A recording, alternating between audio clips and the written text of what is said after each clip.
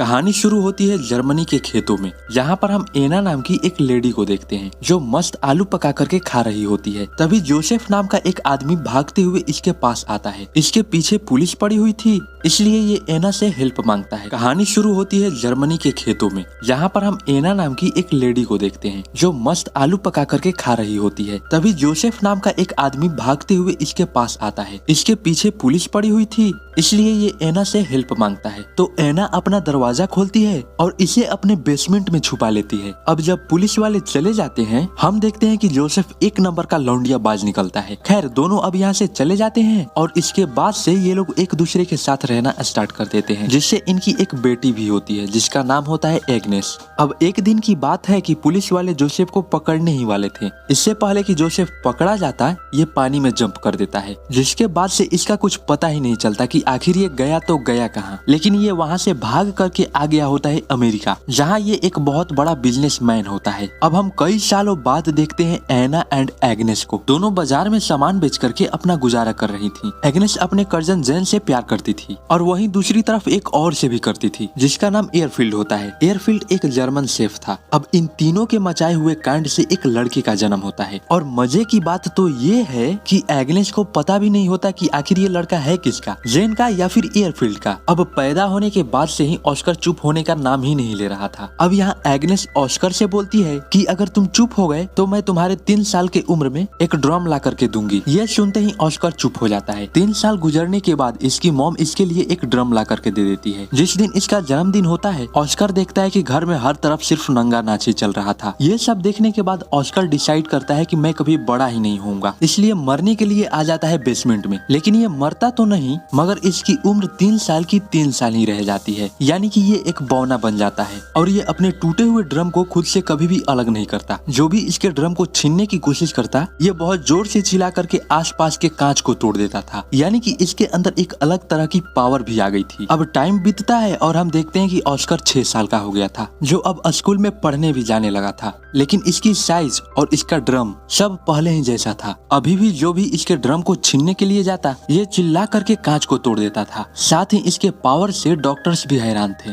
कि आखिर ये कर कैसे ले रहा है। बट एग्नेस तो बस यही जानना चाहती थी कि आखिर ये बड़ा क्यों नहीं हो रहा। अब हम देखते हैं कि एग्नेस हर फ्राइडे को बाजार करने के लिए बाहर जाया करती थी और काम के बहाने ऑस्कर को एक दुकानदार के पास छोड़कर जेन के पास चली जाया करती थी कुछ करने के लिए। लेकिन एक दिन ये कुछ वाला सिस्टम ऑस्कर को पता चल जाता है। खैर अब यहाँ से सीन शिफ्ट होता है कई सालों बाद, जहाँ ऑस्कर अब 12 साल का हो चुका था और अभी ये एक सर्कस में आया हुआ है, जहाँ बौने लोगों को परफॉर्म करता देख एग्नेस को लगता है कि इसका बेटा भी बौना ही है। सर्कस खत्म होने के बाद ऑस्कर एक बेकरा नाम के एक बौने से मिलता है, जो ऑस्कर के इस टैलेंट को देख करके काफी इम्प्रेस होता है और इसे अपने साथ काम करने के लिए इन्वाइट करता है। तभी यहाँ इसकी मॉम आ जाती है और इसे यहाँ से लेकर के जाती है। अब कुछ दिनों बाद हम देखते हैं कि जिस दुकान पर एग्नेस ऑस्कर को छोड़कर जाया करती थी, उस दुकान का आदमी एग्नेस से लव करने लगा था। बट एग्नेस बोलती है कि चल बे चल हट, और ये बोल करके यहाँ से निकल जाती है। अब कुछ दिनों बाद एग्नेस को पता चलता है कि ये प्रेग्नेंट है, जो जेन का बच्चा होता है। इसलिए एग्नेस इस बात को लेकर के हमेशा परेशान रहने लगी थी और इसी टेंशन में ये कच्ची मछलियाँ भी खाने लगी थी। वहीं इसके हस्बैंड एयरफील्ड को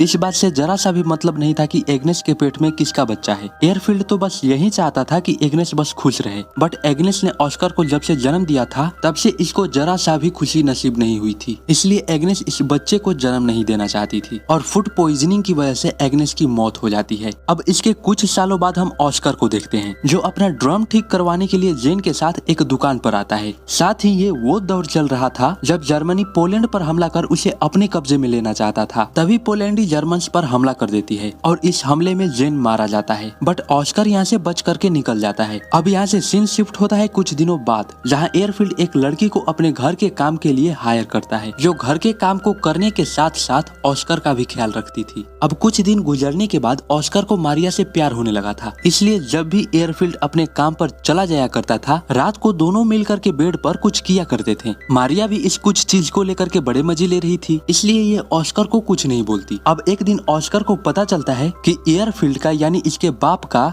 मारिया से चक्कर चल रहा था। मारिया एयरफील्ड से बहुत प्यार करती थी, बट एयरफील्ड मारिया का बस इस्तेमाल कर रहा था, इसलिए मारिया रोने लगती है। ये सब देखने के बाद ऑस्कर मारिया को संभालने के लिए इसके पास आता है, बट मारिया ऑस्कर को बौना बोल इसे लात मार देती है। अब इसके कुछ दिनों बाद हम देखते हैं कि मारिया प्रेग्नेंट होती है, बट ऑस्कर को ये पसंद नहीं आता, इसलिए ऑस्कर इस बच्चे को मारने की कोशिश करता है, बट मारिया ऐसा होने नहीं देती। अब कुछ दिनों बाद मारिया को एक लड़का होता है, जिसे पाकर के सारे लोग काफी खुश थे, लेकिन ऑस्कर इस बात से जरा सा भी खुश नहीं था, क्योंकि इसे ऐसा लगता था कि ये बच्चा इसका है। अब अगले दिन हम उसी बौने को देखते हैं जो उस सर्कस में काम किया करता था, जो फिलहाल वर्ल्ड वॉर 2 के दौरान एक बहुत ही ऊंचे ओहदे पर काम कर रहा है। यहाँ ये बौना ऑस्कर से मिलता है और इसे अपने टीम में आने के लिए इनवाइट करता है, क्योंकि ये पेरिस में अपने टीम के साथ परफॉर्म करने वाला था। तो ऑस्कर इनके टीम को ज्वाइन कर लेता है और अपने टैलेंट की मदद से पेरिस में लोगों को इंटरटेन करने लगता है। इसी बीच ऑस्कर को अपने ही टीम की एक लड़की रोजमिता से प्यार हो जाता है। इसके बाद से हम देखते हैं कि ऑस्कर अपने बौने दोस्तों के साथ अपनी जिंदगी बड़ी ही मजे से काट रहा था, लेकिन एक दिन इन पर अमेरिकन सेना का हमला हो जाता है और इस हमले में रोजमिता मारी जाती है। ये देख करके ऑस्कर काफी ज्यादा सैड हो जाता है, जिसके बाद ये वापस अपने घर को आ जाता है। घर आने पर ऑस्कर मारिया के बेटे को एक वैसा ही ड्रम गिफ्ट करता है जैसा इसको इसके मॉम ने इसके 3 साल के उम्र में दिया था। ऑस्कर के आने से मारिया जरा सा भी खुश नहीं थी, बट एयरफील्ड बहुत ज्यादा खुश था और एयरफील्ड ऑस्कर से उन लोगों से भी छुपा करके रखा जो ऑस्कर का इलाज करने के लिए ऑस्कर को हॉस्पिटल लेकर के जाना चाहते थे, क्योंकि एयरफील्ड को लगता था कि ऑस्कर एबनॉर्मल नहीं है। अब शहर में तनाव का माहौल होने लगा था, यानी कि युद्ध का माहौल, इसलिए रेडफील्ड अपने परिवार को बेसमेंट में छुपा करके रखता था। लेकिन एक दिन रूसियन सिपाही इन पर हमला कर देते हैं, जो अंदर आकर के इनको काफी ज्यादा तंग करने के बाद एयरफील्ड को मार देते हैं। ये देख करके ये दोनों बहुत ज्यादा रोते हैं। अब अगले सुबह एयरफील्ड के दुकान पर एक आदमी आता है और ये इस दुकान का नया मालिक था। ये आदमी इस दुकान को कब्जे में करने के बाद ये आदमी एयरफील्ड का फ्यूनरल कर देता है, क्योंकि इसने भी हाल में ही अपने परिवार को खोया था, इसलिए परिवार के खोने का गम ये अच्छी तरह से जानता था। दैट्स व्हाई ये इनकी हेल्प करता है।